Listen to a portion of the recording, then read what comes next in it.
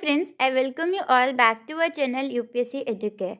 As you all know, we are heading with the NCERT series which we started from class 6 History NCERT.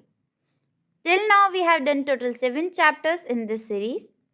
Today we are going to begin with the 8th chapter in your NCERT, which is Villages, Towns and Trade. We left with the discussion about the Mauryan Empire. And now in this chapter we are going to witness from Gupta Empire. But there is a huge gap between both these empires. So to give a connectivity from the last chapter to this chapter, I would like to tell you some basic information which you need to keep in your mind. Beginning with the Mauryan Empire. Mauryan Empire disintegrated, that means it demolished around 2200 years ago. Okay, it was demolished. Instead of, in place of this empire, which empire came? Okay, it itself was a huge empire. It has a huge, you can say, expansion. Okay, talking about this. So, it had a huge expansion.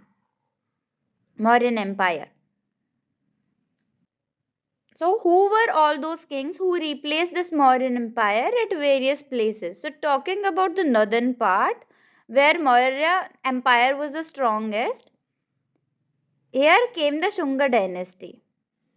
Shunga dynasty. It was established by Pushyamitra Shunga.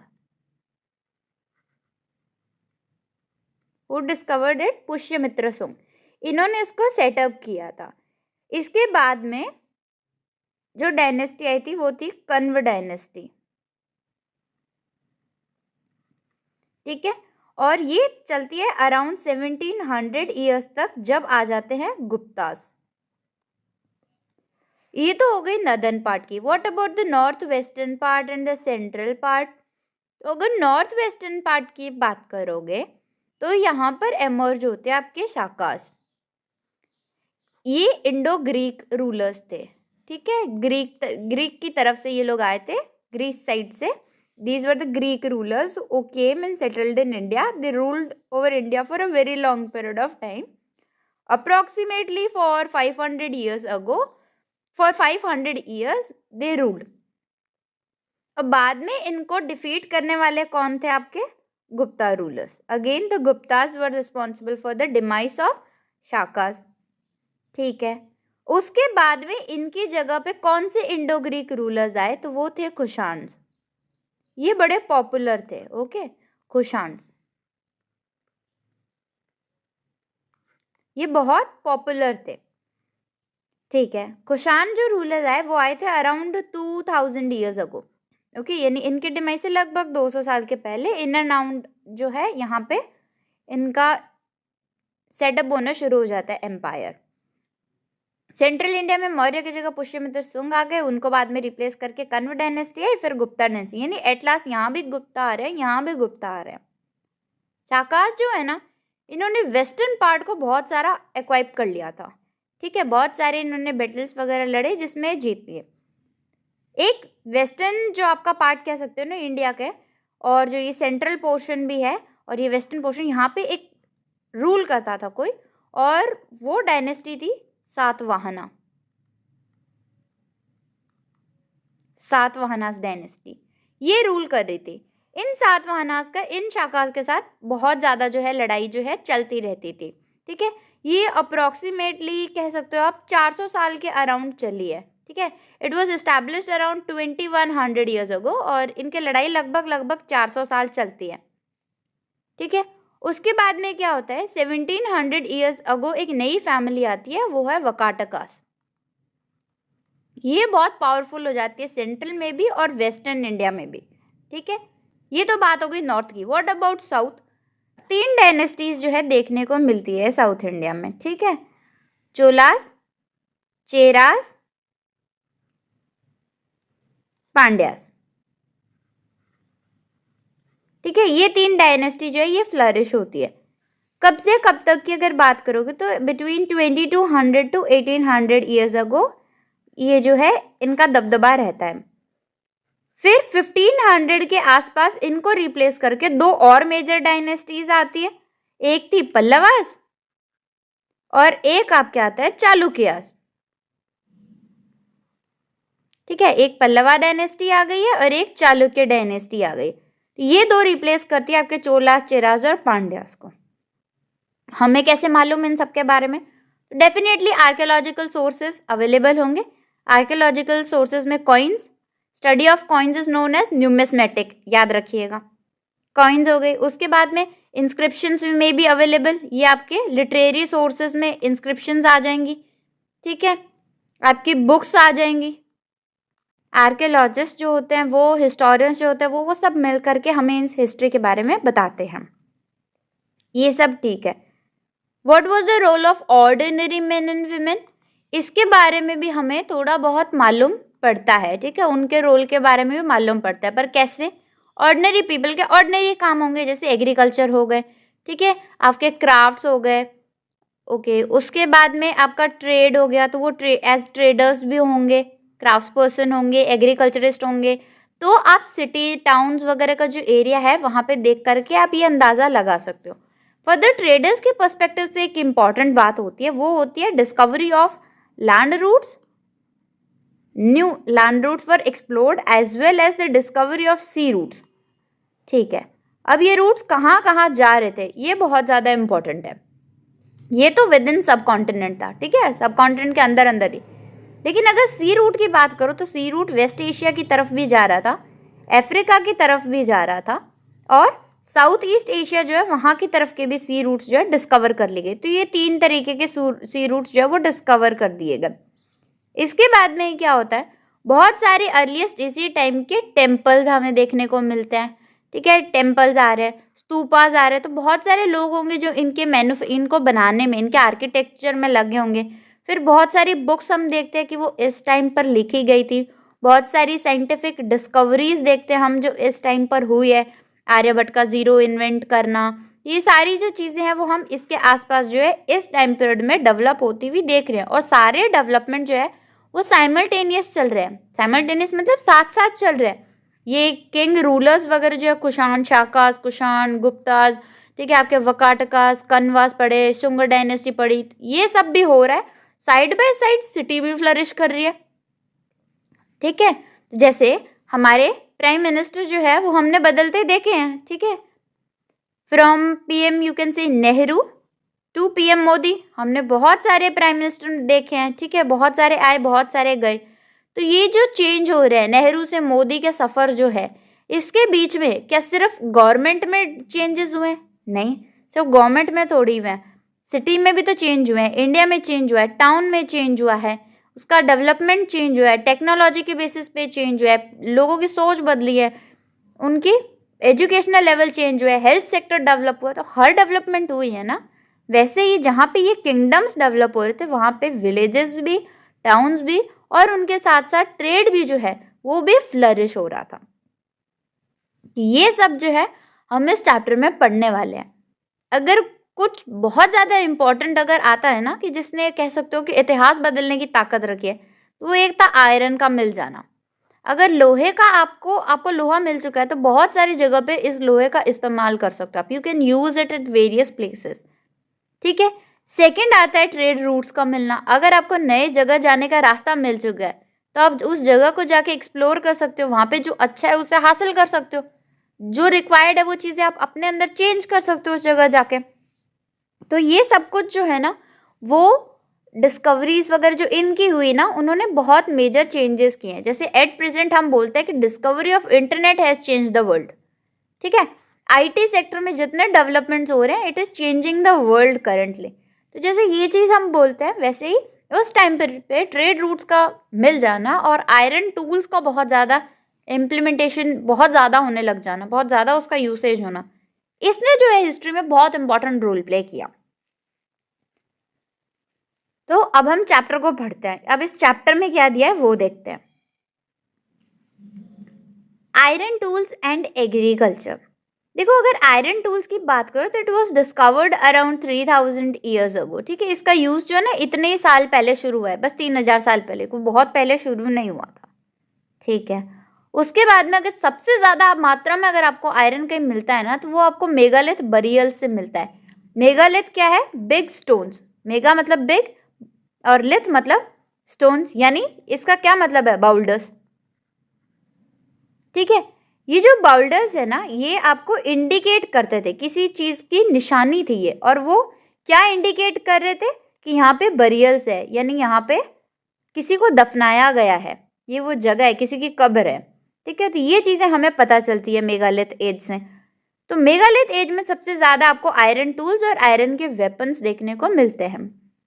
2500 years ago तक आते आते इस iron का use बहुत ज्यादा बढ़ गया, क्योंकि अब सिर्फ वेपन्स में यूज नहीं हो रहा, it was inculcated in agricultural sector as well. जैसे आयरन के प्लोशेयर बनाने शुरू कर दिए, हल दे दिया, लोहे का हल दिया है, ठीक है। तो अब इससे जमीन को जोतना बहुत आसान है, क्योंकि आप लोहे से किसी भी चीज को जल्दी काट सकते हो बजाय लकड़ी के, ठीक है। एक्सेस आ गए लोहे की, यानी आपकी कुल्हाड़ियां जो है वो लोहे की आनी जो है शुरू हो गई। अब मैं आपको एक लकड़ी की कुल्हाड़ी दे दूं और एक आयरन की दे दूं और बोलूं कि ये दो पेड़ है, एक को लकड़ी वाले से काटना है, एक को आयरन वाले से काटना है, तो जाहिर है आयरन से आप जल्दी काट लोगे। तो ये आयरन का जो बेनिफिट है ना एग्रीकल्चर फील्ड में वो बहुत ज़्यादा हुआ। इससे एग्रीकल्चर जो प्रोडक्शन था, ठीक है, जिस मात्रा में खाना प्रोड्यूस किया जा रहा है वो बढ़ गया, क्योंकि काम जल्दी जल्दी हो रहा है, तो वो भी बढ़ गया। इसके साथ साथ अब आयरन मिल रहा है तो इसके साथ साथ इरिगेशन टेक्नोलॉजी जो है वो डेवलप होनी शुरू हो गई। इरिगेशन का मतलब क्या होता है? सिंचाई। खेत को सींचना पड़ता है, ठीक है। अब फसल लगाई है, okay, if you have sown the seeds to get plants you need to water it. अगर आप चाहते हो कि एक बीज से कल को पेड़ निकल के आए तो जरूरी है आप इसको पहले पानी डालो, तो वो वाटर अप करने के लिए you need certain technologies, okay, you need certain help. Help चाहिए आपको उसको इरिगेट करने के लिए। हम इसको पानी डालने को, इसका देखभाल करने को, इसको इरिगेशन बोलते हैं, ओके। तो ये जो वाटर सप्लाई करना है ये you can have it with wells, कुएं खोद करके कर सकते हो, यू कैन गेट कैनाल्स, तो ये भी जो है आपको हेल्प अप कर सकता है, ठीक है।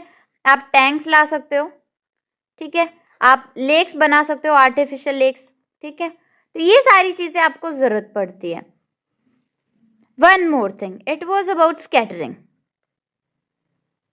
या फिर इसको बोलते हैं ब्रॉडकास्टिंग। देखो अभी क्या करते हैं, हल से पहले जमीन जोती जाती है, ठीक है, फिर मशीनों की मदद से बीज जो है वो लगाए जाते हैं। पहले ऐसा सिस्टम नहीं था, तो पहले क्या होता था, फार्मर अगर कोई है तो वो क्या करेगा, बीज को छिड़केगा, ठीक है। ये जमीन है, इस पे चलता जाएगा, साथ साथ में इधर उधर ऐसे बीज जो है अपने हाथ से बिखेरते हुए जाता है। अब जहाँ उगेगा वहाँ ठीक है, नहीं उगा तो ठीक है। ये सिस्टम जो होता है ना इसको बोलते हैं स्कैटरिंग। स्कैटरिंग का मतलब होता है बिखेरना, ब्रॉड मतलब ज्यादा जगह पे, कास्टिंग देना, पहुंचाना, तो ज्यादा दूर तक पहुंचा देना, उसको स्प्रेड करना, दैट इज ब्रॉडकास्टिंग।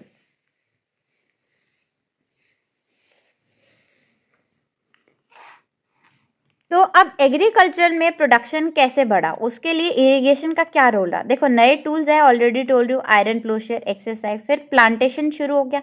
अब स्कैटरिंग नहीं कर रहे हैं, अब क्योंकि आपके पास आयरन प्लोशेयर है, आप उसको बिल्कुल प्लांट करो, लगा रहे हो, ठीक है। पंजीरी ला करके किसी पौधे का लगाने का क्या होता है, हम नर्सरी में जाते हैं, वहां से एक पौधा लेकर के आ जाते हैं, उसको ला के घर पे लगा लेते हैं, ठीक है। ये एक सिस्टम होता है, उसी सेम सिस्टम को बोलते हैं प्लांटेशन। उसके बाद में इरिगेशन, प्रॉपर सिंचाई देना, ये सारा जो है ज़रूरी था। अब इरिगेशन करते कैसे थे, ऑलरेडी टोल्ड यू, कैनाल्स बना सकते हो, कुएं खोद लो, वेल्स, टैंक्स बना लो बड़े बड़े, आर्टिफिशियल लेक की हेल्प से ये काम किया जा सकता है। ये सारा काम जो है ये किया जाने लगा। अब इससे बेनिफिट क्या होएगा, एक तो एग्रीकल्चर जो है वो ईजी हो गई, ठीक है, और उसका प्रोडक्शन बढ़ गया, क्योंकि एक आप बिखेर रहे हो सीड की, हाँ ठीक है लगेगा तो ठीक है, एक आप प्लांट कर रहे हो, ट्रांसप्लांटेशन कर रहे हो उस चीज़ का, तो उसमें फ़र्क आ जाता है। ट्रांसप्लांटेशन से चांसेस बढ़ जाते हैं किसी भी क्रॉप के लगने का, ठीक है। तो मैं उम्मीद करती हूँ आपको यहाँ तक सब समझ आया हो। कहीं कोई चीज़ नहीं समझ आए प्लीज़ वीडियो को दोबारा एक बार देखिएगा, और एनसीईआरटी पढ़ के ये चैप्टर्स पढ़ने बैठिएगा। वीडियोस का लेक्चर्स लीजिएगा। It will ease you out, आपको चीज़ें जल्दी समझ आएंगी। और एक बार वीडियो सुनने के बाद एक बार फिर से आप उस अगर चैप्टर की रीडिंग दोगे तो आपको और ज़्यादा जल्दी चीज़ें समझ आएगी और ज़्यादा लंबे टाइम तक आप उसे रिटेन कर पाओगे, याद रख पाओगे। Moving ahead, who lived in the villages, गांव में कौन रहते थे? अगर उनकी बात करें तो हर गांव में अलग अलग टाइप के लोग रहते हैं, ठीक है। एक बहुत ही अमीर होगा, अंबानी अडानी, एक मिडिल क्लास वाला होगा, एक लोअर सेक्शन से होगा, ठीक है। 3 कैटेगरी तो हर जगह मिलेगी मिलेगी, फिक्स है, ठीक है। तो एटलीस्ट 3 काइंड ऑफ पीपल जो है वो हर जगह रहते थे, चाहे आप साउथ में चले जाओ चाहे नॉर्थ में चले जाओ। साउथ में for example it is given about the Tamil region. Tamil region में लार्ज लैंड ओनर्स भी थे, ऑर्डिनरी प्लोमैन भी थे और लैंडलेस लेबरर्स भी थे, तीनों कैटेगरी थी। तो जो लार्ज लैंड ओनर्स थे ना उनको बोलते थे वेलालार। ऑर्डिनरी जो आम हल जोतने वाले, चलाने वाले, जमीन जोतने वाले थे, आम प्लोमैन जो थे, उसको बोलते हैं उजवार। और जिनके पास बिल्कुल खुद की कोई ज़मीन है ही नहीं वो बेचारे थे स्लेव्स। स्लेव्स को बोलते हैं खदाईसियार और अदिमाई। ये भी 2 अदर नेम्स हैं जो यहाँ पर आपको देखने को मिलता है, साउथ में यूज़ हो रहा है तमिल में, ऐसे लोगों के लिए जो लैंडलेस लेबरर, ऐसे लेबरर जिनकी खुद की कोई ज़मीन नहीं है, वो दूसरों की ज़मीन पे जाकर के काम कर रहे हैं। Next is north India. North India में हम कैटेगरी देखते हैं। एक आते हैं आपके विलेज हेडमैन की, जिसको बोलते हैं ग्राम भोजक। ग्राम भोजक ये पोस्ट है ना हेरिडिटरी होती थी। अब हेरिडिटरी क्या होता है?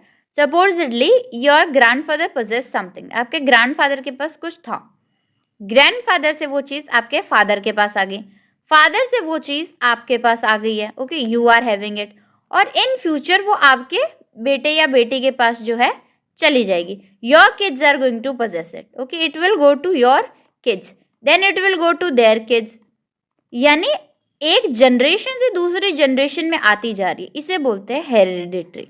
तो ये जो विलेज हेडमैन की पोस्ट थी ना ये हेरिडिटरी थी। गांव का हेड कौन होने वाला है, ये पोस्ट हेरिडिटरी थी। अभी कौन होता है?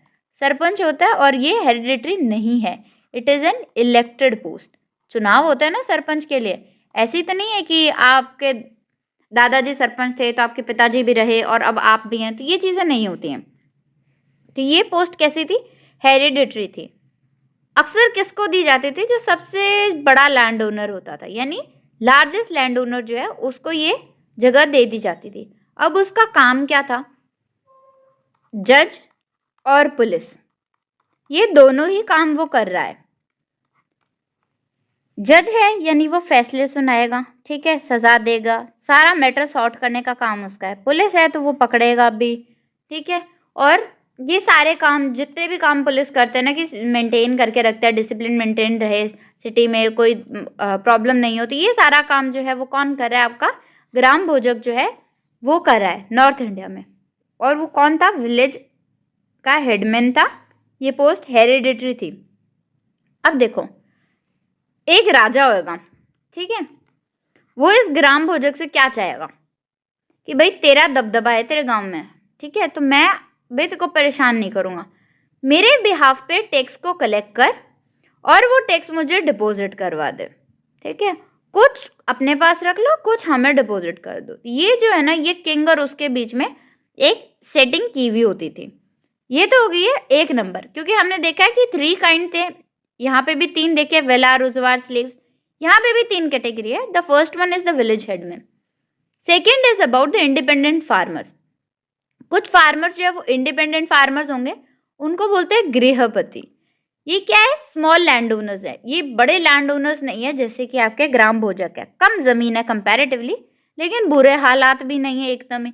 तो ये है गृहपति, इनका खुद का काम है और ये उससे काम उनका चल रहा है। तीसरी कैटेगरी आती है दास या कमरकरा, दास कर्मकरा, ओके। ये कौन है? पहले तो मैन है या वुमेन है? तो दोनों है, दोनों मैन एंड वुमेन है। इनकी खुद की कोई ज़मीन नहीं होती है, क्योंकि साउथ इंडिया में भी तो यही देखा है ना कि स्लेव्स की, उनके पास लैंडलेस लेबरर्स है, खुद का कुछ नहीं है, उनके पास खुद की ज़मीन नहीं है। नॉर्थ इंडिया में भी सेम थिंग है, उनके पास खुद की कोई ज़मीन नहीं है, नॉट ओन लैंड, ठीक है, खुद की कोई ज़मीन नहीं है, वो किसी ज़मीन को ओन नहीं करते हैं, ठीक है। तो वो कमाते कैसे हैं जब खुद की ज़मीन ही नहीं है? तो ये दूसरों की फील्ड्स पे जाएँगे और वहाँ पे काम करेंगे और उससे उनको उसकी जगह पे उनके वेजेस दे दिए जाते थे, ठीक है? वेजेस देते थे। मतलब जैसे मज़दूर होते हैं ना, वो अगर घर का कंस्ट्रक्शन चल रहा है तो वहाँ जाके काम करेंगे। तो मज़दूर जो काम करता है, उसको क्या है, उसका पेमेंट मिलता है। वैसे ही इन दास कर्मकरा को भी पेमेंट्स मिलते थे दूसरों की ज़मीन पे जाके काम करने के। ठीक है, ये तो हो गई 3 कैटेगरीज़। अब विलेजेस में एक चौथी कैटेगरी भी देखने को मिलती थी। वो होती थी स्मॉल क्राफ्ट पर्सन्स की। ये आपके ब्लैकस्मिथ हो गए, पोर्टर हो गए, कारपेंटर्स हो गए, वीवर्स हो गए, ये सारे मिल करके जो है इस कैटेगरी में फॉलो अप होते थे। क्योंकि एक गाँव में जा कर के देखोगे तो आपको बार्बर भी मिलेगा, ठीक है? नाई की दुकान होती है, ठीक है? आपको छोटी-मोटी कोई दुकान बनाने वाली मिलेगा, कोई कुम्हार मिलेगा जो घड़े बना रहा है, ठीक है? तो आपको हर तरीके के मिल जाएँगे, लकड़ी के काम करने वाले मिल जाएँगे, कपड़े बुनने वाले। तो हर टाइप के लोग जो है ना आपको मिलते हैं, आपको मोची मिल जाएगा, ठीक है? कॉबलर वगैरह, तो हर टाइप के लोग आपको वहाँ पे मिल जाता है। ठीक है, इसके बाद में आगे बढ़ते हैं। आगे जाओगे ना तो आपको एक बॉक्स दिया है, अर्लीस्ट तमिल कॉम्पोजिशंस, यानी तमिल में लिखी गई सबसे पुरानी कॉम्पोजिशंस क्या-क्या हैं। सबसे पहला लिटरेचर कौन सा है, तो उसे बोलते हैं संगम लिटरेचर और बहुत पॉपुलर है ये, ठीक है? संगम लिटरेचर अराउंड 2300 ईयर्स अगो लिखा गया था, ठीक है? अब इसको संगम क्यों बोलते हैं? संघ मतलब साथ, हिंदी टर्म है ये, इसका मतलब होता है साथ, ठीक है? ये असेंबलीज में लोग क्या करते थे, साथ में आते थे और काम करते थे। असेंबलीज में साथ आकर के काम किया जाता था और इनको जो है संघ बोलते थे। इन असेंबलीज को क्या बोलते थे? संघ बोलते थे, ठीक है? अब क्योंकि ये जितना भी लिटरेचर है ये कहाँ कंपोज हुआ है, इन्हीं संघ में आपके कंपोज किया गया है, लिखा भी यहीं गया, कंपाइल भी यहीं किया है। इसको सारा काम जो है ना इसके कॉम्पोजिशन का यहाँ पे सोच विचार करके इसे बनाया गया, लिखा गया। तो ये सारा काम क्योंकि इन असेंबलीज में हुआ है तो हम इन्हें क्या बोलते हैं? संगम्स बोलते हैं। और ये संगम जो असेंबलीज है ये होती कहाँ थी? तो ये होती थी मदुरई में। और मदुरई कहाँ है? अभी तो बोला ये तमिल टेक्स्ट है, तो ये होगा कहाँ? तमिलनाडु में, सिंपल। तो आई होप आपको यहाँ तक समझ आया हो। अब हम आगे जा रहे हैं नेक्स्ट टॉपिक पे, that is coins.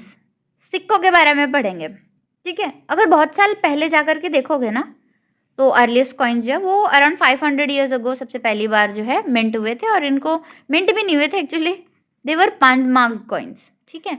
Punch mark coins थे, यानी ठप्पा लगा के उसे बनाया जाता था, मार्क करके स्टैंप की तरह काम किया जाता था, ठीक है?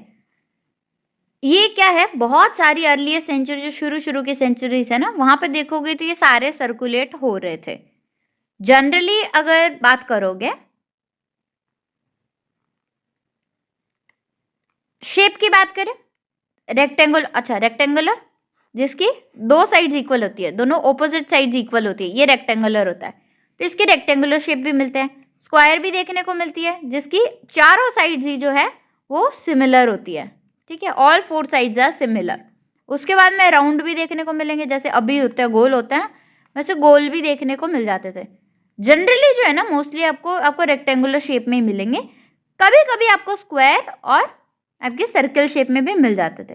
जो राउंड शेप में थे ना वो जनरली सिल्वर के बने हुए थे। किससे बने हुए थे? सिल्वर से, ओके। इन कॉइन्स का क्या था, 5 मार्क्स वालों का, ये कैसे होता था? देखो, ये जैसे क्ले ले ली, कोई चीज़ ली और इसको इसके अंदर पंच करेंगे, ओके, दबाएंगे जोर से, जिसकी वजह से इस पर एक निशान बन जाएगा, ठीक है?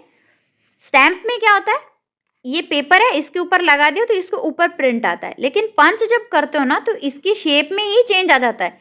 ये मिट्टी अपने उसके अकॉर्डिंग जो है एडजस्ट हो जाती है, ठीक है? तो इसे बोलते हैं पंच मार्क कॉइन्स। ये स्टैम्प से थोड़ा सा डिफरेंट है, तो इसको थोड़ा सा जो है ना आप ध्यान में रखिएगा, ओके? स्टडी ऑफ कॉइन्स को क्या बोलते हैं? न्यूमिस्मेटिक। ये एक एक्स्ट्रा इन्फॉर्मेशन दे रही हूँ यहाँ पे, इसको थोड़ा याद रखिएगा कि स्टडी ऑफ कॉइन्स होती है उसे बोलते हैं न्यूमिस्मेटिक।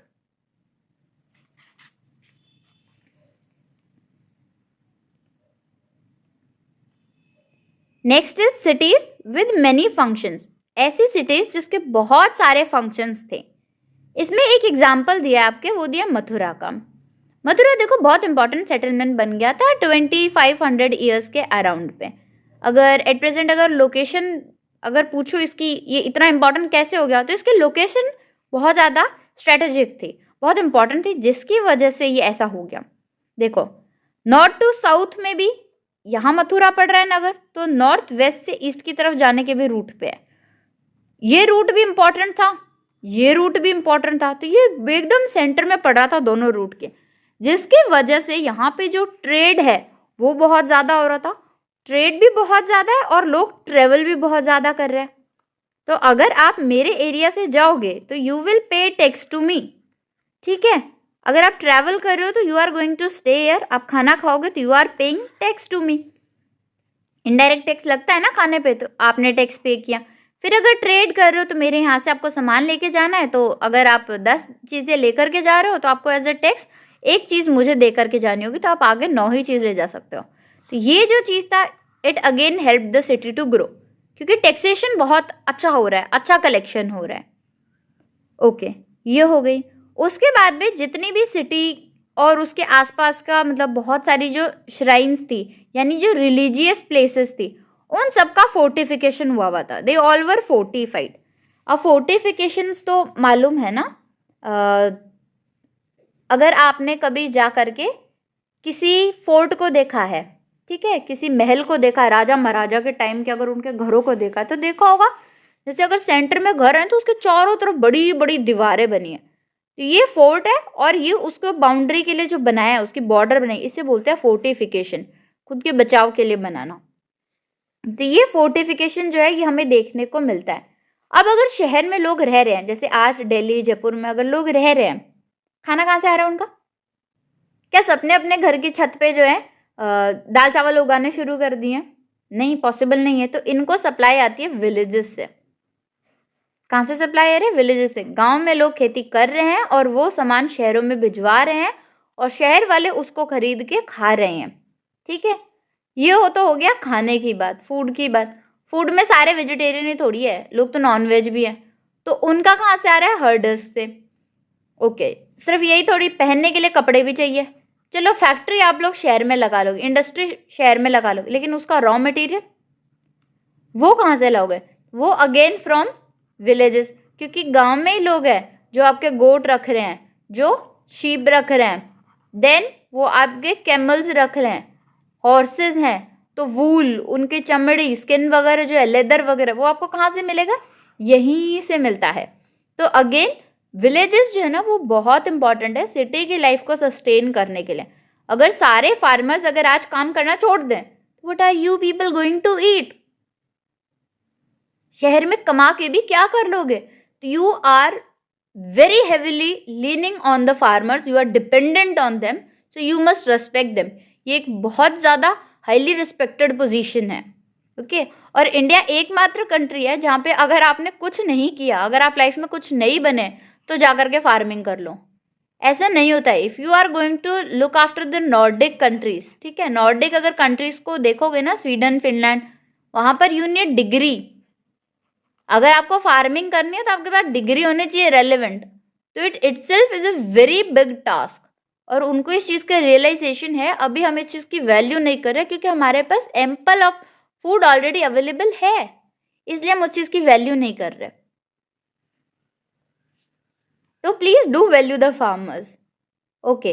देन अगर सेंटर की बात करो तो सेंटर में आपको बहुत अच्छे स्कल्पचर्स मिलते हैं, देखने को मिलते हैं। स्कल्पचर्स यानी बहुत अच्छी जो आपकी मूर्ति है, तो यहाँ पे मूर्ति के कलाकार भी होंगे, यानी क्राफ्ट पर्सन्स जो है वो काफ़ी ज़्यादा स्पेशलिस्ट रहे होंगे। मथुरा जो है ना वहाँ का आर्ट बहुत ज़्यादा फेमस है। Even we have a school name as Mathura school of art. School in the sense ये एक स्टडी है, मथुरा स्कूल ऑफ आर्ट। यहाँ पे एक तरीके का स्पेशल आर्ट है, वो आपको सीखने को मिलता है यहाँ पे, ठीक है। ये कोई ऐसा स्कूल नहीं है जैसे हमारे मॉडर्न डे स्कूल होता है जा जाके हम पढ़ाई करते हैं, नहीं। मथुरा स्कूल ऑफ आर्ट मतलब एक टाइप का आर्ट है ये कि इसके स्कल्पचर्स जो है ना वो बहुत ज़्यादा फेमस है, बहुत बहुत ज़्यादा। अगर 2000 साल पहले की बात करो तो I just told you about Kushanas, those who succeeded Shakas, okay, descendants थे ये शाकास के। तो ये जो कुशाणास है वो लगभग 2000 साल पहले उन्होंने क्या किया था, मथुरा को अपनी कैपिटल बनाई थी। ठीक है, जैसे इंडिया की अभी कैपिटल क्या है? इंडिया की अभी कैपिटल क्या है? न्यू दिल्ली या दिल्ली? कमेंट करके बताओ। ठीक है, हम इस क्वेश्चन को मैं आपका लास्ट जो आपका नेक्स्ट वीडियो है ना उसमें एड्रेस करके दूंगी। आप मुझे कमेंट में बताओ कि इंडिया की कैपिटल क्या है, इट इज न्यू दिल्ली और दिल्ली। ठीक है, तो जैसे इंडिया की अभी कैपिटल है वैसे कुशाणा की मथुरा जो है वो लगभग 2000 साल पहले उसकी कैपिटल बनी थी। It was even a very important religious centre. ये आज भी बहुत इंपॉर्टेंट रिलीजियस सेंटर है। यहाँ पे बुद्धिस्ट मोनेस्ट्रीज भी आपको देखने को मिलती है, जैन श्राइन्स भी देखने को मिलती है, और कृष्णा के लिए तो है ही पॉपुलर। लॉर्ड कृष्णा के लिए तो मथुरा बहुत ज़्यादा पॉपुलर है। तो ये सारी चीज़ें आपको तीनों ही रिलीजन देखने को मिल रहा है, बौद्ध भी, जैन भी और हिंदुइज्म भी। क्या तीनों एक ही जगह पे देखने को मिल रहे हैं। तो this is another one importance of it. उसके बाद में अगर आप इंस्क्रिप्शंस की बात करो, इंस्क्रिप्शंस वो जो हार्ड सरफेस पे लिखे होता है, carved over the hard surface, उसे बोलते हैं इंस्क्रिप्शन। तो इंस्क्रिप्शन की बात करो तो ये आपको मिलेंगे कहाँ पे? स्टोन्स पे भी मिल जाएंगे, स्टोन स्लैब्स पे, एंड देन ये आपको स्कल्पचर्स पे भी मिल जाएंगे। ठीक है, आपको मूर्ति वगैरह पे भी, उन पे भी देखने को मिल जाता है। I mean your all statues and all, उस पर भी जो है इन्फॉर्मेशन लिखी हुई आपको मिल जाएगी। ठीक है, उसके बाद इंस्क्रिप्शन में अगर देखोगे ना, there were certain records maintain in these inscriptions. If we talk about what were the records, this were about the gifts which were granted by both men as well as women's. Okay, sometimes you get this also. ठीक है, आपको कई बार ये भी देखने को मिलेगा कि विमेन ने भी बहुत सारे गिफ्ट जो है मोनेस्ट्रीज और श्राइन्स वगैरह को दिए। मेंस तो दे ही रहते, ठीक है, विमेन का भी जो है दान दक्षिणा हमें देखने को मिलता है। बात की जाए कि ये स्टैचू, स्लैब्स, टेम्पल्स वगैरह जो कुछ भी है, इन सब में किस किस का क्या कंट्रीब्यूशन था, किसने क्या बनाया होगा, इंस्क्रिप्शंस में किसी का कंट्रीब्यूशन क्या है, what about monasteries, what about shrines, तो who were all who made them. तो ऑर्डिनरी पीपल के लिए कितना पॉसिबल होगा, जिसके पास पैसे नहीं है उसके लिए तो पॉसिबल नहीं होगा बिल्कुल भी। तो जिनके पास पैसे हैं, who are already well settled, who have good source of livelihood, who are economically stable enough, वही ये सारा काम कर सकता है। तो अगर ये देखोगे ना तो आपको किंग्स हो गए, क्वींस हो गए, ठीक है, इसके बाद में आपके ऑफिसर्स हो गए, ठीक है, फिर मर्चेंट क्लास हो गई आपकी, क्राफ्ट पर्सन हो गए, जिनका कमाई का सोर्स अच्छा है, ये शहरों में रह रहे थे। और क्योंकि शहरों में रह रहे थे तो यहाँ पे शहर में जो चीज़ें बन रही थी वो सब ये लोग जो है वो बना रहे थे। मथुरा में आपको ना गोल्ड स्मिथ, सुनार जो होता है उसके बारे में,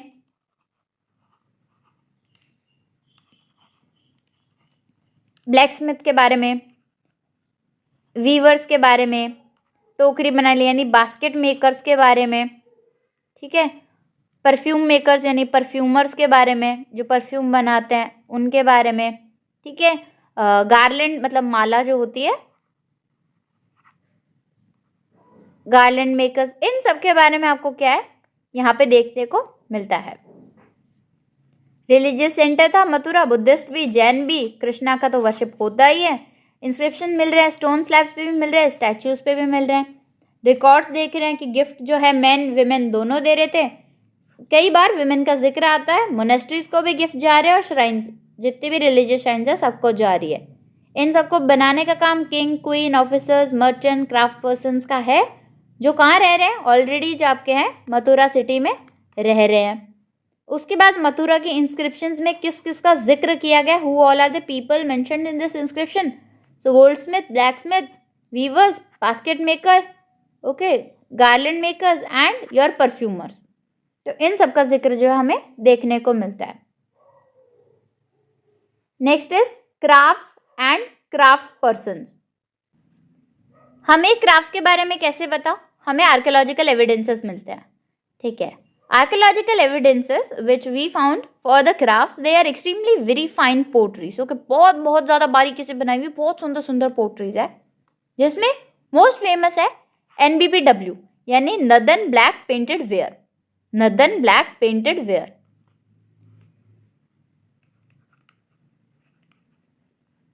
नदन ब्लैक पेंटेड वेयर, ठीक है, नदन ब्लैक पेंटेड वेयर। देखो ये हार्ड ना देखो ये है ना व्हील की मदद से हार्ड मेटेलिक लुक देकर के, इसको बहुत ज़्यादा ब्लैक शाइनी सरफेस होता है, ठीक है। इसको ना शाइन देने के लिए क्या करते हैं, जैसे अर्दनवेयर बनाया उसको बाद में उसको भट्टी में, जो आपके किल्न होते हैं, किल्न देखा होगा ना, बड़े बड़े भट्टे जो होते हैं, उस भट्टी में डाल देंगे, फिर उसको वहाँ पे हाई टेम्परेचर में जो है उसको रखेंगे। तो हाई टेम्परेचर की वजह से वो क्या होता है, ब्लैक हो जाता है और धीरे धीरे वो एकदम शाइनी में कन्वर्ट हो जाता है। उसके बाद में उसके ऊपर ब्लैक स्लिप लगाई जाती है शाइन देने के लिए, ब्लैक स्लिप लगती थी। उस ब्लैक स्लिप लगाने से क्या होता था ना कि वो बिल्कुल ऐसे शीशे की तरह चमकना शुरू कर देता था, रिफ्लेक्शन बहुत अच्छा देता था। तो ये सारा करके उसको बनाया जाता था, ठीक है। तो ये बात हो गई नदन ब्लैक पोट्री वेयर की। ये तो पहली आर्कियोलॉजिकल एविडेंस होगी, ठीक है, आर्कियोलॉजिकल एविडेंस समझ आ गया। उसके बाद में दूसरा कोई सोर्स होगा क्राफ्ट्स को जानने का, टेक्स्ट के बारे में बात कर ली जाए तो टेक्स्ट से क्या होता है ना, उससे हमें पता चलता है कि क्लॉथ मैन्युफैक्चर जो था, यानी जो कपड़ा बनाने वाला था, वो बहुत इंपॉर्टेंट था, ठीक है। तो इसके भी कुछ सेंटर्स थे, पॉपुलर सेंटर्स, जैसे अभी अहमदाबाद बहुत पॉपुलर है, ठीक है, टेक्सटाइल इंडस्ट्रीज वगैरह के लिए।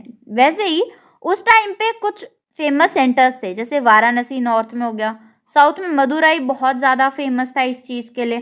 तो कपड़े बनाने के लिए ये सेंटर्स जो है बहुत ज़्यादा फेमस थे। यहाँ से हमें पता चलता है कि इन फैक्ट्रीज, ये जो भी फैक्ट्रीज इंडस्ट्रीज टाइप की थी, यहाँ पे मेन तो काम करते थे, even women use to work over here, ठीक है। तो इन सेंटर्स पे जो वाराणसी मदुराई है, यहाँ पे मेन और विमेन दोनों काम करते थे। श्रेणीज क्या होता है, श्रेणीज एसोसिएशंस है जो क्राफ्ट पर्सन्स ने और मर्चेंट्स ने साथ आकर के बनाई। एक जैसा काम करने वाले सारे लोगों ने साथ आकर के क्या एक ग्रुप बना लिया, एक ऑर्गेनाइजेशन बना लिया, जिसको हमने क्या है श्रेणीज बोलना शुरू कर दिया।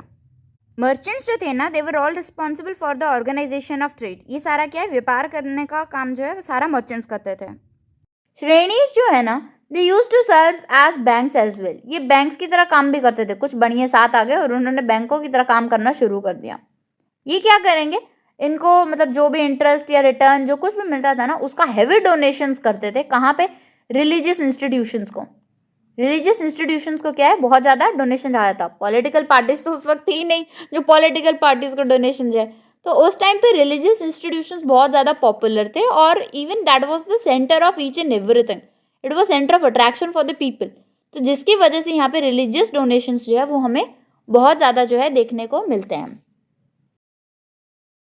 ट्रेनीज जो है वो ट्रेनिंग भी प्रोवाइड करते थे लोगों को, रॉ मटेरियल भी लेकर के आते थे, और जो भी फाइनल प्रोड्यूस होता था उसको डिस्ट्रीब्यूट करने का काम करते थे। मर्चेंट्स ऑर्गेनाइज कर रहे थे ट्रेड्स को, ट्रेनीज बैंक्स की तरह काम भी कर रहे थे, और जो भी इंटरेस्ट आ रहा था, कुछ जो उसका जो रिटर्न आ रहा था, वो सारे रिलीजियस इंस्टीट्यूशन जैसे मोनेस्ट्रीज वगैरह हो गए, तो उनको डोनेशन में दे दिया करते थे, ठीक है, सपोर्ट करने के लिए उनको। ये बात होगी ये श्रेणीज वगैरह की, उस टाइम के क्राफ्ट पर्सन्स और उनके क्राफ्ट्स की बात होगी। अब आगे जाते हैं, अरिकामेडु को देखते हैं। अरिकामेडु कहाँ है, पहले तो पुडुचेरी में, और ये कोस्टल सिटी है, ठीक है ना, कोस्टल रीजन है। यानी कोस्टल रीजन क्या होता है, वो जो सी के आसपास लगता है, ठीक है, ये वाला रीजन और ये वाला, यहाँ पे सी लगता है ना, तो ये रीजन होता है ना, इसे बोलते हैं कोस्टल रीजन। इसके बिल्कुल आसपास का जो रीजन है, पानी के आसपास का रीजन, इसे क्या बोलेंगे, कोस्टल रीजन बोलेंगे। तो पुडुचेरी इस तरफ है, ठीक है ना, याद रखिएगा इस तरफ है। इवन पुडुचेरी जो है वो 4 अलग अलग जगह से बन करके एक यूनियन टेरिटरी बनती है पुडुचेरी। पर्टिकुलर पुडुचेरी जो खुद जगह है, ठीक है, उसकी बात कर रहे हैं, वहां पे है अरिकामेडु। वहां पे क्या है, अरिकामेडु।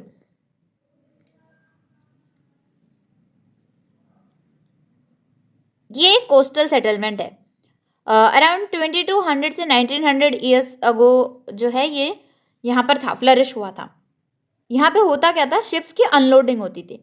अनलोडिंग क्या होता है, मान लो यहाँ से कोई शिप है, वो निकला, वो आपके यहाँ पे कोस्टल रीजन पे आया है, ठीक है, तो अब ये अपने साथ बहुत सारा सामान लेके आए, इस सामान को उतारना, इसे बोलते हैं अनलोड करना। इसे क्या बोलते हैं, अनलोडिंग। तो शिप की अनलोडिंग होती थी। यहाँ पे हमें एक वेयर हाउस का एविडेंस मिला है। वेयर हाउस मतलब स्टोर हाउस की तरह काम मिल लिया इसको, यानी सामान को बहुत ज़्यादा स्टोर कर रहे थे। अगर आप मेडिटेरेनियन रीजन पता होगा ना, ये आपका यूरोपियन रीजन है, ये अफ्रीका है, ये जो रीजन, ये जो सी है, ये कौन सा सी है? मेडिटेरेनियन सी है। कौन सा है? मेडिटेरेनियन। ये सी आपका है मेडिटेरेनियन सी। तो इसके आसपास के रीजन को क्या बोलेंगे? Mediterranean reason. मेडिटेरेनियन रीजन की कुछ पोट्री है, जैसे कि एम्फोर हो गई, ठीक है, एम्फर हो गई। उसके बाद में आपको एरेंटाइन वेयर मिल जाएगा।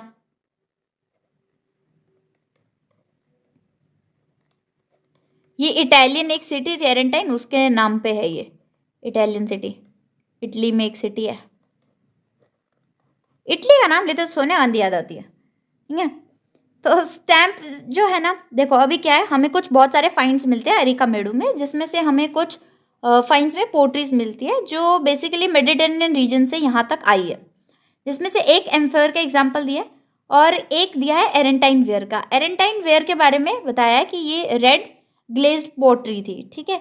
ये पोट्री बेसिकली अगर देखोगे ना तो इनका जो डिज़ाइन है वो सारा कहाँ का है? रोमन एम्पायर के अराउंड का है, रोम का है वो डिज़ाइन, लेकिन बनाया उसको लोकली गया है।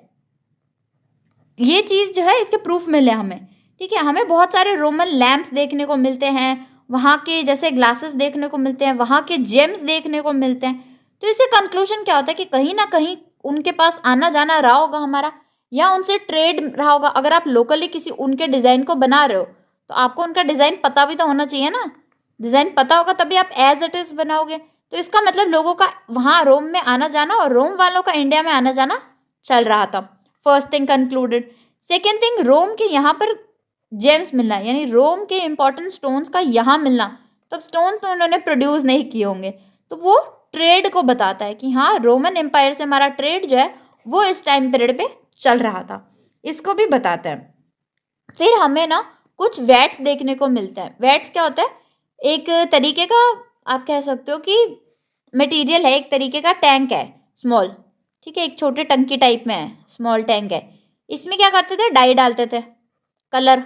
जैसे आपकी पेंट है, you want to colour it black, colour उड़ जाता है तो मम्मी बोलती है ना इसको कलर करवा लो, ठीक है, फ्रॉक को कलर करवा लो। तो ये जो चीज़ें कलर होती है ना, ये कलर करने के लिए एक टैंक में कलर मिक्स करेंगे पानी डाल करके और उसमें डुबो डुबो के उसके बाद में उसको कलर चढ़ाया जाता है। तो ऐसे हमें वैट्स मिले हैं जहाँ पे हमें ऐसे प्रूफ मिले कि प्रोबेबली इनको जो है कलर आपका डाइंग करने के लिए यूज़ किया जाता होगा।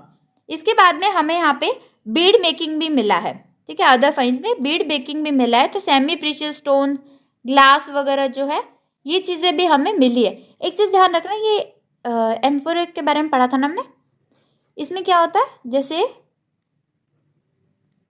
दोनों तरफ हैंडल होता है, ये एक जार है, ठीक है, इसके दोनों तरफ हैंडल होगा, इसको बोलते हैं एम्फोरिक। इसको थोड़ा सा ध्यान में रखिएगा। तो इतना तो आपको समझ आ गया होगा। अब हम आगे बढ़ते हैं, ट्रेड एंड ट्रेडर्स के बारे में बात करते हैं। तो northern black painted ware I already told you, बहुत ज़्यादा फाइन पोट्री थी जो हमें throughout the subcontinent जो है मिली है, ठीक है। ऐसे बोलते हैं जो ट्रेडर होगा, ठीक है, वो एक जगह से दूसरी जगह जाता होगा। मान लो यहाँ पे कोई सामान बनता है, इसको यहाँ से यहाँ लेकर के जाएगा, यहाँ पे बेच देगा। यहाँ जो सामान बनता है उसको यहाँ से यहाँ लेके आएगा, यहाँ बेच देगा। यहाँ का सामान यहाँ लेके जाएगा, यहाँ का यहाँ लेके, तो ये जो काम है ये ट्रेडर्स ही करते हैं। तो ऐसा माना जाता है कि जिस भी एरिया में प्रोडक्शन होता होगा उस जगह से जहाँ पे भी मार्केट होता होगा वहाँ ले जाने का, उस सामान को कैरी करने का काम जो कौन करता था? ट्रेडर्स जो है ये लोग करते होंगे। साउथ इंडिया में बहुत फेमस था वो ट्रेड के लिए, तो उसमें गोल्ड और स्पाइसेस जो है वो बड़ा टॉप नंबर पे चलता है। Gold I already told you about KGF, Kolar gold field mines कहाँ है? कर्नाटका में, ठीक है। तो गोल्ड वहाँ से आता है। स्पाइसेस के लिए बहुत ज़्यादा फेमस था, स्पेशली फॉर पेपर, ठीक है। पेपर तो रोमन एम्पायर में बहुत ज़्यादा जाता था, बहुत ज़्यादा, इतना ज़्यादा ना कि उसे इवन ब्लैक गोल्ड के नाम से जाना जाता था। ब्लैक गोल्ड यानी काला सोना उसे बोलते थे, ठीक है। तो साउथ इंडिया में स्पाइसेस, गोल्ड स्पेशली पेपर के लिए और प्रीशियस स्टोन्स के लिए जो है बहुत ज़्यादा फेमस था। पेपर की इतनी ज़्यादा वैल्यू थी रोमन एम्पायर में कि उसे ब्लैक गोल्ड यानी काले सोने के नाम से भी जाना जाता था, क्योंकि सी रूट्स डिस्कवर्ड थे। ऑलरेडी टोल्ड यू कि सी रूट्स डिस्कवर हुए वेस्ट एशिया और के लिए, तो वहाँ पे जो है शिप्स का यूज़ होना शुरू हो गया। लैंड रूट्स पे कैसे जाते होंगे? ठीक है, लैंड रूट्स पे कैसे जाते हैं? कारवान्स, कारवान्स मतलब ग्रुप में, ठीक है, टोली बना करके जाना जो होता है उसे बोलते हैं कारवान में जाना। तो लैंड रूट कैसे तय हो रहा है, आपके कारवान्स की हेल्प से हो रहा है। साउथ इंडिया में ना हम देखते हैं कि जो क्योंकि अब इतना सारा ट्रेड हो रहा है, तो साउथ इंडिया में रोमन का गोल्ड कॉइन्स जो है ना वो बहुत ज्यादा मिलते हैं इस टाइम पीरियड के अराउंड। इसी को बोलते हैं भारत को क्या, सोने की चिड़िया, सोने की चिड़िया ऐसे थोड़ी बोल रहे थे, सोने की बर्ड थोड़ी थी। It was because of this influx, ये जो पैसा कंटिन्यूसली रोम से साउथ इंडिया की तरफ आ रहा है ना, इंडिया की तरफ आ रहा है, इसने भारत को सोने की चिड़िया होने का दर्जा दिलाया था। ठीक है, इस इन्फ्लक्स की वजह से उसे सोने की चिड़िया बोला जा रहा था। ठीक है, अब इनमें एक बहुत इंपॉर्टेंट जगह आती है तमिलनाडु। तमिलनाडु की एक बहुत इंपॉर्टेंट पोर्ट सिटी जो थी वो थी पुहार। ठीक है, बड़ा ही इंपॉर्टेंट पोर्ट था ये, और ये ईस्ट साइड में है।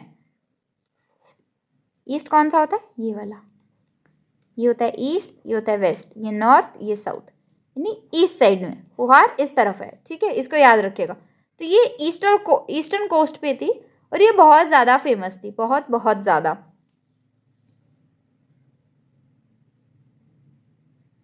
ठीक है, उसके बाद में क्या इंपॉर्टेंट है,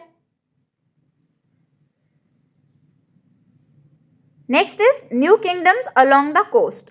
कोस्ट यानी ऑलरेडी टोल्ड यू, पानी के आसपास का इलाका। हर पानी ऐसे नहीं है कि बीच में, नहीं, समुद्र के किनारे के जो आसपास का जो लैंड एरिया होता है उसे हम कोस्टल रीजन बोलते हैं। तो उसके आसपास कौन से नए किंगडम्स आए, कावेरी रिवर है ना, कहाँ से निकलती है, कृष्णगिरी हिल से बहना शुरू होती है कर्नाटका में, हम उस रिवर की बात कर रहे हैं। तो कावेरी रिवर जो है उसके अगर कोस्टल रीजन के आसपास देखोगे ना, हिल्स है, प्लेट्यूज है, बहुत सारी रिवर वैलीज वगैरह जो आपको देखने को मिलेगा। अब जहाँ से रिवर होकर जा रही है वो लैंड कैसी होगी, फर्टाइल होगी।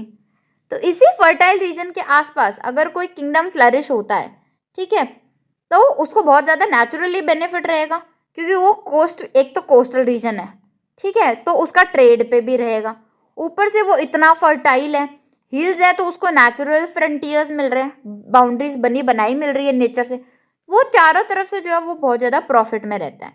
अब जिसका रिवर वैली पे कंट्रोल होगा, ठीक है, नदी के आसपास के इलाके पे कंट्रोल होगा, जिसका कोस्ट पे कंट्रोल होगा, वो तो बहुत ज़्यादा ताकतवर हो जाएगा। ठीक है, और बहुत ज़्यादा अमीर भी हो जाएगा, क्योंकि वो हर चीज़ पे टैक्स भी ले लगा रहा है। ठीक है, तो उसको क्या है, इन्फ्लक्स हो रहा है उसका, अगेन गोल्ड का इन्फ्लक्स, मनी का इन्फ्लक्स। ठीक है, और वो पावर भी दिखा रहा है कि मैं एक्वायर करके बैठा हूँ, दबदबा बना के बैठा हूँ अपना। संगम पोएम्स में ना, जो Sangam poems, Sangam I already told you, earliest Tamil जो टेक्स्ट है उनको बोलते हैं संगम पोएम्स। तो इनमें हम बार बार एक मेंशन देखते हैं, वो है मूवेंदर का। ठीक है, इसका है तमिल, ये एक तमिल वर्ड है जिसका मतलब होता है कि 3 राजा है, 3 चीफ्स। और कौन थे ये 3 राजा, एक थे चोलास, एक चेरियास और एक आपके पांड्यास। तो ये वो 3 राजा थे जिनको मूवेंदर कह करके संगम पोएम्स में मेंशन किया गया है। कब, अराउंड 2300 ईयर्स अगो। अगर देखा जाए तो चोला, चेराज और पांड्यास जो है, इन तीनों की ना 2-2 कैपिटल, 2-2 मतलब पावर सेंटर्स थे। ठीक है, पावर के 2-2 सेंटर थे ताकत के, एक तो इनलैंड यानी अंदर की तरफ होगा, दूसरा कोस्टल रीजन की तरफ होगा। तो 2, किसी के ऐसे 2, किसी के ऐसे 2, तो ऐसे मतलब उनका था, एक इनलैंड था और एक जो है कोस्टल भी था, ऑन कोस्ट भी है और एक इनलैंड भी है। इनलैंड का मतलब होता है चारों तरफ से जो जमीन से घिरा हुआ हो, जैसे दिल्ली है वो कॉन्टिनेंटल है ना, चारों तरफ से घिरा हुआ है, तो इनलैंड हो गया। ठीक है, यानी टोटल कितनी इंपॉर्टेंट सिटीज होगी, 2 इसकी है, 2 इसकी है, 2 इसकी है, यानी 6 टोटल जो है वो बहुत ज़्यादा इंपॉर्टेंट सिटीज थी इस टाइम पीरियड में। ठीक है, अब इनमें से कौन सी पॉपुलर थी, तो पुहार जो कावेरी पट्टिनम का जो इलाका है, ये चोला का पोर्ट था। किसका पोर्ट है, चोला का। कौन सा है, पुहार, या जिसे बोलते हैं कावेरी पट्टम। फिर बात करते हैं पांड्या की, तो इनकी कैपिटल जो थी वो थी मदुरई। ठीक है, जहां पे ये संगम लिटरेचर लिखा गया है, मैंने बोला था ना तमिलनाडु में जगह क्या थी, मदुरई। ये किसकी कैपिटल है, ये आपके पांड्यास की जो है इनकी कैपिटल है। देखो, अगर टैक्स कलेक्शन की बात करोगे ना, तो कोई ज़्यादा ये टैक्स कलेक्शन नहीं कर रहे हैं, कोई ज़्यादा टैक्स कलेक्शन नहीं कर रहा है। क्यों नहीं कर रहे हैं, अपने लोगों से टैक्स क्यों लेना जब बाहर के लोगों से टैक्स आ रहा है। Current example is Dubai. ठीक है, हम यूएई वगैरह कंट्रीज़ के बारे में बहुत ज़्यादा जिक्र करते हैं। तो दुबई में क्या सिस्टम है कि वो अपने लोगों पे टैक्स नहीं लगाते, देयर इज नो टैक्स। अब वहां पे टैक्स नहीं है, क्यों? क्योंकि वो इम्पोर्ट एक्सपोर्ट से, उनका टूरिज्म से टैक्सेशन ऑलरेडी बाहर के लोगों से आ रहा है। तो जब बाहर वाले दे रहे हैं तो घर वालों को क्यों मारना? तो उनको ईज आउट पे रखो ना, तो कोई ज्यादा टैक्स कलेक्शन नहीं होता था। चीफ जो है वो कभी कभी डिमांड कर लेता था, उसको गिफ्ट्स वगैरह मिल जाते थे, उससे उसका काम चल रहा था। जब भी वो मिलिट्री एक्सपेडिशन पे जाता था ना, तब उसे कंट्रीब्यूशन की जरूरत पड़ती थी, ठीक है। तब जो है ना वो थोड़ा बहुत लोगों को बोलते, जैसे आपके आर्मी आपके गांव से जा रही है या आपके गांव में आज स्टेशन है, रुकी हुई है, तो आप प्लीज इनको फीड अप कर दीजिएगा। तो this was the basic requirement जो चल रही थी। अब ये कुछ युद्ध जीत गए हैं तो वहां से उनको बहुत सारी वेल्थ भी मिलेगी, तो जो वेल्थ मिलती थी उसको थोड़ा बहुत अपने लिए रख लेते थे कि इन फ्यूचर मिलिट्री एक्सपेडिशन हो, कोई काम के लिए जरूरत पड़ जाए तो कुछ अमाउंट जो है वो रख लेते थे। They used to keep some amount, rest was distributed. बाकी सारी को क्या करते थे, वो बांट लेते थे, आम जनता वगैरह में सब में बांट देते थे। देखो जो भी पोइट्स थे ना संगम कलेक्शन, जितने भी पोइट्स हैं ना संगम कलेक्शन ने, उन सब ने इन चीफ्स को जो है बहुत ज्यादा ही प्रेज किया है, ठीक है, उनको प्रेज किया। अब प्रेज करने का कोई काम होगा, कारण होगा। अब देखो अगर मैं किसी की तारीफ कर रही हूँ तो बदले में मुझे कुछ ना कुछ उससे मिलेगा।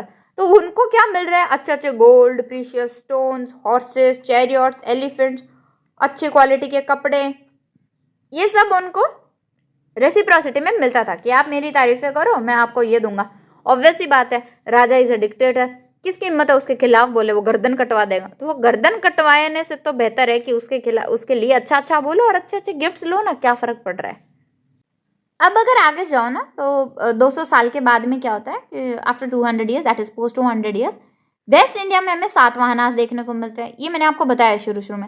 सातवाहना का एक बहुत इंपॉर्टेंट रूलर था, वो था गौतमी पुत्र सतकर्णी। सतकर्णी जो है, श्री सतकर्णी, ये तो रूलर का नाम है। गौतमी पुत्र का मतलब है गौतमी का बेटा। तो यहां से एक चीज कंफर्म है कि विमेन वर हाईली रिस्पेक्टेड, ठीक है, दे वर हाईली रिस्पेक्टेड, उनको बहुत ज्यादा ही पूजा जा रहा है एकदम ही। ये मतलब यहाँ पे मेट्रियार्कल सोसाइटी देखने को मिल रही है, पेट्रियार्कल नहीं है। यहाँ मदर का नाम अपने नाम के आगे लगाना, it was a matter of proud for them, वो उस चीज को यूज कर रहे हैं। वशिष्ठी पुत्र है, गौतमी पुत्र है, तो ये नाम जो है ये हमें सातवाहना किंगडम में बड़ा देखने को मिलता है। तो यहाँ पे सातवाहना किंगडम में मदर का क्या स्टेटस है वो हमें पता चल गया। सोर्स क्या है, एक इंस्क्रिप्शन है उनकी मदर की लिखी हुई, ठीक है, उनकी मदर की लिखी हुई एक इन्फॉर्मेशन है जिसके बारे में हमें जो है ये पता चलता है। जितने भी आपके सातवाहना रूलर्स थे ना, उन सब रूलर्स को, मतलब इंक्लूडिंग दिस गौतमी पुत्र श्री सतकर्णी और उनके बाद के भी जो आए जैसे वशिष्ठ पुत्र वगैरह, तो उन सबको क्या बोलते थे, लॉर्ड्स ऑफ दक्षिण पथ, यानी साउथ की तरफ जो जाता हुआ रास्ता है, दक्षिण मतलब साउथ, पथ मतलब रास्ता, तो साउथ की तरफ जाता हुआ जो रूट है वहां का जो लॉर्ड है, अगर वहां के कोई बादशाह है, कोई भगवान है, तो वो कौन है, ये सातवाहनास है, ठीक है। और पूरे सदर्न रीजन के लिए ये एक ही नाम यूज किया जाता था। वो अपनी आर्मी जो वो ईस्ट में भी भेजते हैं, वेस्ट में भी भेजते हैं, ठीक है, यानी ईस्ट में भी भेज रहे हैं, वेस्ट में भी भेज रहे हैं और साउथ में भी भेज रहे हैं। उन्होंने मिलिट्री एक्सपेडिशंस जो है वो किए थे। और हमें देखने को मिलता है कि कुशान्स के साथ जो है, क्योंकि ये वेस्ट में जा रहे हैं और मैंने बोला है शाकास को वेस्टर्न रीजन में उनको डिसेंड करने वाले, उनके डिसेंडेंट्स कौन थे, उनको उनका रूल लेने वाले कौन थे, तो वो थे कुशानास। तो यहाँ आकर के जो आपके सातवाहनास है वो कुशानास के साथ क्या आएंगे, कॉन्फ्लिक्ट में, इनकी भिड़त तो होगी ना फिर, तो यहाँ आके वो कॉन्फ्लिक्ट में आना शुरू हो जाते हैं एक दूसरे से। अब आता है लास्ट टॉपिक। लास्ट टॉपिक है silk route and the Kushanas. देखो बहुत सारे लोगों ने कोशिश की थी कि ये जो सिल्क रूट है ना हम इसको कंट्रोल कर ले, क्यों, क्योंकि यहाँ से ट्रेड बहुत ज़्यादा अमाउंट में हो रहा है, वॉल्यूम बहुत ज़्यादा है ट्रेड का। अगर वॉल्यूम, इतने हाई वॉल्यूम के ट्रेड पे अगर आपका दबदबा है उस रास्ते पे, तो you will get tax, you will get tribute, you will get gifts. तो आपको तीनों चीज़ें जो है वो बहुत ज़्यादा यहाँ से मिलेगी, जो भी ट्रैवलर्स वगैरह ट्रेडर्स और ला रहे हैं वो सब, क्योंकि ट्रैवलर्स तो हर तरीके के थे, रिलीजियस भी थे, कुछ लोगों को थ्रिल की वजह से जाना था, कुछ एडवेंचरस थे उस वजह से जाना था, तो हर कोई ट्रेवल कर ही रहा था। अब अगर बेस्ट नोन रूलर्स की बात की जाए कि इस रूट को कंट्रोल करने वाले बेस्ट नोन रूलर्स कौन है, तो वो थे आपके कुशान्स। कुशान्स को सबसे अच्छा रूलर माना जाता था इस टाइम पे सिल्क रूट के ऊपर। उन्होंने पूरे सेंट्रल एशिया को रूल किया, ठीक है। सेंट्रल एशिया के साथ साथ नॉर्थ वेस्ट इंडिया जो है उसको भी अराउंड 2000 ईयर्स अगो जो है उन्होंने रूल किया। इनके दो पावर सेंटर थे, एक था आपका पेशावर, ठीक है, ये आपका कहाँ है, पाकिस्तान में, और एक आपका मथुरा, ठीक है, मथुरा। ये दोनों ही जो है ना ये बहुत ज़्यादा फेमस जगह, इसके दो पावर सेंटर्स थे। तक्षशिला जो है ना ये इसी के किंगडम में आता था। तक्षशिला भी जो है वो इनके किंगडम में एक पार्ट था। ये कुछ चीज़ें हैं ना जो आपको मालूम होनी चाहिए। So they were the best known rulers who controlled the silk route ever in history. Taxila was included in their kingdom only. Peshawar and Mathura were the two major important power centers of their kingdom. Okay, and Kushanas they ruled over Central Asia as well as the Northwest India. ठीक है, तो ये एक basic information है जो आपको इनके बारे में मालूम होना चाहिए। विद दिस आज चैप्टर एंड्स। आपको ये पीडीएफ कहाँ मिलेगी? यूपीएससी एजुकेयर का जो टेलीग्राम चैनल है उस पर मिल जाएगी, ठीक है। इससे नहीं मिले तो 0918 आगे लगा दीजिएगा यूज़र नेम में, इस पर आपको मिल जाएगी। पीडीएफ प्रोवाइड कर दी जाएगी जैसे ही आपका वीडियो आएगा उसी के साथ। कोई डाउट्स हो you can ask me in the comment section. आप इसी के ग्रुप में जा करके भी अपना मैसेज जो भी डाउट है वो ड्रॉप कर सकते हैं, और आप चाहें तो हमें मेल करके भी अपना डाउट जो है वो भेज सकते हैं। So I hope you would have enjoyed the lecture. So I take your leave now. Thank you for attending the class. Thank you.